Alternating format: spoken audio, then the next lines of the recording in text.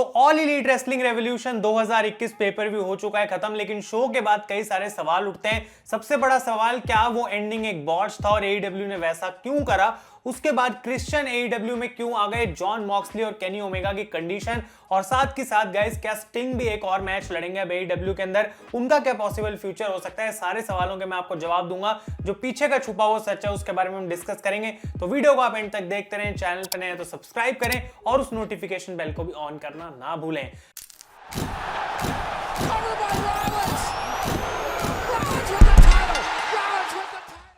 तो गाइज मैं हूं आयुष और आप देख रहे हैं रेसल इंडिया। स्वागत है आपका आज की इस वीडियो में, जहां पे हम बात करने वाले हैं कुछ ऐसे सवालों के जवाब की जो कि हमें जानने को मिले आफ्टर एईडब्ल्यू रेवोल्यूशन। और अगर आपको नहीं पता उस शो में क्या हुआ, मेरा रिव्यू आप जरूर जाके चेकआउट करें, उसका जो लिंक है मैं आपको डिस्क्रिप्शन में दे दूंगा। पहला सवाल कि why is Christian in AEW? आखिर क्यों क्रिश्चियन आ गए एईडब्ल्यू में? क्योंकि रॉयल रंबल में रिसेंटली हमने उनका रिटर्न देखा था और उसके बाद उन्होंने आके बोला था कि हाँ भाई मैं एक और मैच लड़ने की तैयारी कर रहा हूं। तो आखिर ऐसा क्या हो गया कि अब क्रिश्चियन डब्ल्यूडब्ल्यू में नहीं है?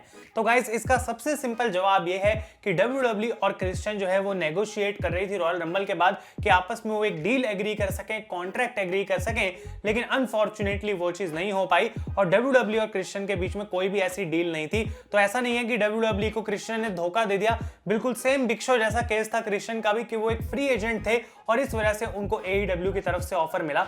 अब टोनी खान ने शो के पोस्ट इवेंट में बताया गाइस कि एक्चुअली में उनको ये बात खुद नहीं पता थी कि क्रिश्चियन का कोई कॉन्ट्रैक्ट नहीं है डब्ल्यूडब्ल्यू के साथ, और उनको ये भी नहीं पता था कि क्रिश्चियन एक बार फिर से वापस आना चाहते हैं रिंग में और उनको और मैचेस लड़ने की जो है वो मन है।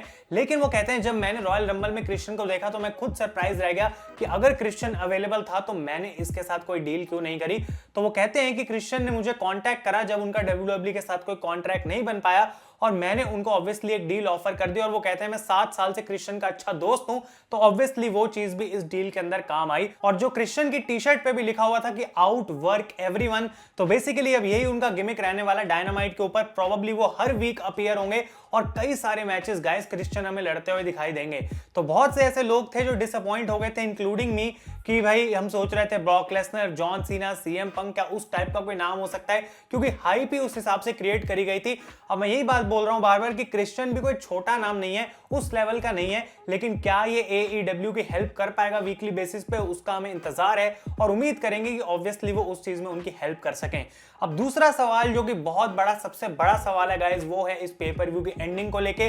क्या हो गया आखिर ऑल इलीट रेसलिंग रेवोल्यूशन के एंड में? अब ऑब्वियसली वो एक बॉट्स था और ये बात मैं आपको क्लियरली बता दूं, ऐसा नहीं था कि वैसे ही सब कुछ स्क्रिप्ट करा गया था और वही हमें देखने को मिला। और गाइस अगर कंडीशन की बात करें हम जॉन मॉक्सली और केनी ओमेगा की, तो टोनी खान ने गुड न्यूज जरूर दे दी कि दोनों को कोई भी सीरियस इंजरी नहीं हुई है, यानी कि इस मैच के बाद दोनों ही केनी ओमेगा और जॉन मॉक्सली बिल्कुल सही सलामत है। तो ये अच्छी बात है क्योंकि अगर आप लोगों ने वो मैच देखा तो आप जानते हैं कि वो कितना ज्यादा ब्रूटल मैच था। अब आप सोच रहे होंगे कि अगर वो चीज बॉट्स थी तो असली में क्या होने वाला था? तो गाइस एक्चुअली में कुछ ना कुछ इस टाइप का प्लान था, भी टोनी खान ने खुद तो नहीं बताया, लेकिन माना जा रहा है रिपोर्ट्स के अकॉर्डिंग कि रिंग जो है वो कुछ तरीके से एक्सप्लोड होने वाली थी, या फिर जो फायरवर्क्स हैं वो बहुत ज्यादा बड़े फायरवर्क्स होने वाले थे। लेकिन एक्चुअली में या तो वहां पे कोई टेक्निकल एरर आ गया, या तो कोई चीज सही से काम करी नहीं जिस तरीके से उन्होंने उस स्टिपुलेशन को बिल्ड करा था, यानी कि जो वायरिंग वगैरह थी वो सही से काम नहीं करी और उसकी वजह से वो चीज हमें बिल्कुल भी देखने को नहीं मिली। और मैं यहां पे आपको रेफरेंस के लिए एक छोटी सी क्लिप दिखा रहा हूं कि अगर एक्चुअली में जो एईडब्ल्यू ने प्लान करा था वो हो जाता तो कैसा हमें दिखाई देता।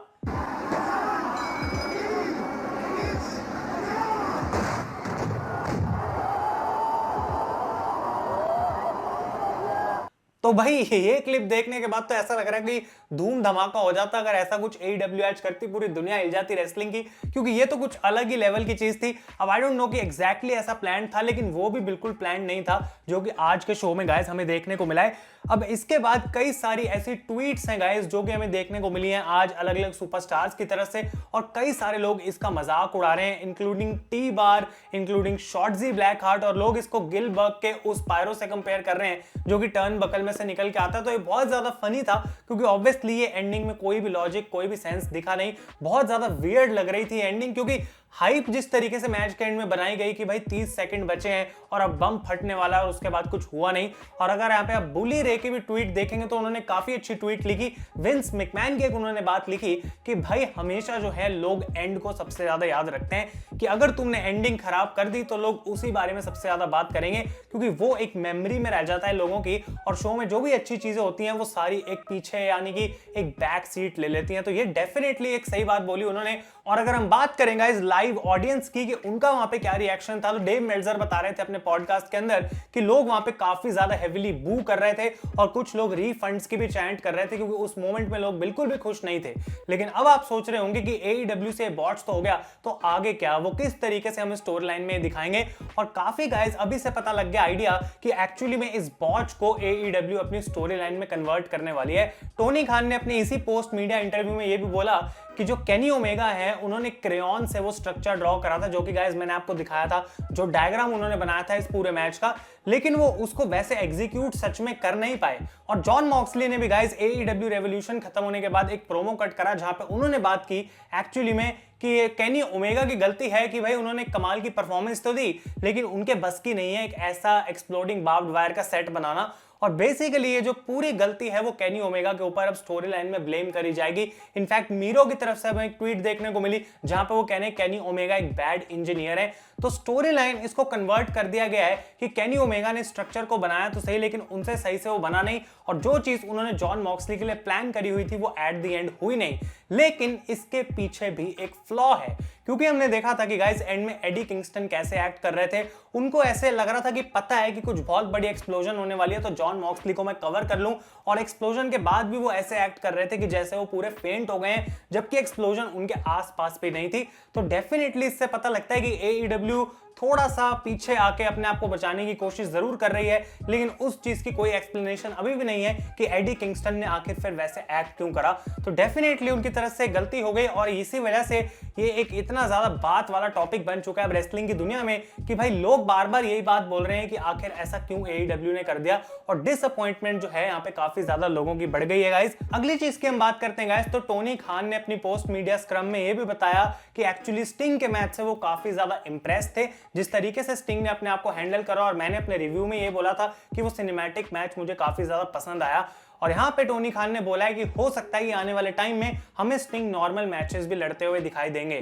तो सिर्फ ऐसा नहीं है कि स्टिंग एक सिनेमैटिक मैच का हमेशा पार्ट रहेंगे, और उम्मीद लगाई जा सकती है जो आने वाला बड़ा पेपर व्यू है डबल और नथिंग का, वहां पे शायद स्टिंग गाइस एक इन रिंग नॉर्मल मैच भी लड़ सकते हैं, एक रेसलिंग मैच। तो उसके लिए आप इंतजार करें। और फाइनल अपडेट जो इस वीडियो की है वो है रिगार्डिंग बिग शो यानी कि पॉल वाइट, जिन्होंने पोस्ट इंटरव्यू यहाँ पे दी थी इस पेपर व्यू के बाद, और उन्होंने बात करी कि आखिर उनको ये शो कैसा लगा। तो यहाँ पे वो कहते हैं WWE के कंपैरिजन में यहाँ पे चीजें काफी अलग हैं। तो पहली बार मैंने ढंग से बैठ के AEW का कोई पेपर व्यू देखा, और मैं इस बात से काफी ज्यादा खुश हुआ जो भी मुझे यहाँ पे देखने को मिला। उन्होंने केनी ओमेगा और जॉन मॉक्सली के मैच की तारीफ करी, और उन्होंने यहाँ पे बोला कि कई सारे ऐसे नाम है AEW में जिनके साथ मैं लड़ना चाहूंगा, और वो है लूचासॉरस, डार्बी एलन, लैंस आर्चर और ब्रायन केज। और वो साथ के साथ कह रहे हैं कि मैं क्रिस जेरिको के साथ एक बार अपनी फिर से टैग टीम बनाना चाहूंगा।